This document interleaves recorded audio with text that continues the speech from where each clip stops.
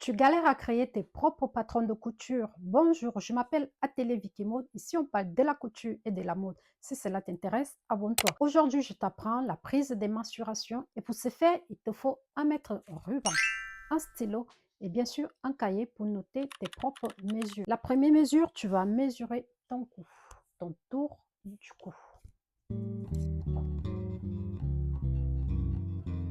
Ensuite, tu vas mesurer ton tour de poitrine. Rassure-toi que le mètre ruban soit posé sur la limite de ton soutien. Nice. On va mesurer la taille. Tu vas faire ça. Mesurer ta taille, tu dois prendre la partie la plus creuse sur ta taille. Chez moi, c'est celle-là. Mesure mon tour de taille.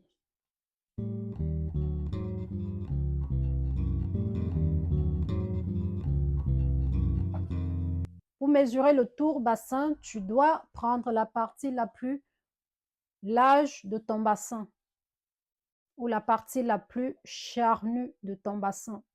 Tu as mesuré ton bassin, tu vas venir mesurer ta carrure, c'est-à-dire de cette épaule, de ce point d'épaule à l'autre point d'épaule. Et pour ce faire, je me retourne comme ceci et je passe mon mètre ruban.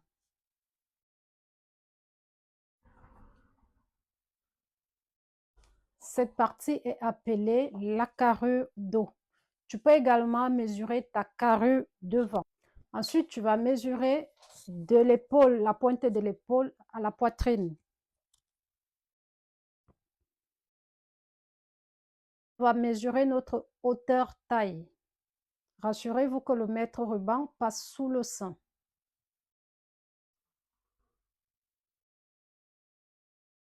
Mesurer notre hauteur bassin. De la pointe de l'épaule, je passe mon mètre ruban sous le sein. Jusque là, c'est ma hauteur bassin. Mesurer notre écart saillant. Mon écart saillant, c'est là, de ce bout de sein à l'autre bout. Écart saillant, écart sein. Mesurer notre longueur robe. Ça peut être la veste, ça peut être un manteau. Et voilà. Alors, si tu as aimé ce premier épisode de la prise de mensuration, abonne-toi. Si vous likez la vidéo, vous la partagez massivement, je comprendrai que vous voulez que je fasse l'épisode 2 et je reviendrai avec une nouvelle vidéo.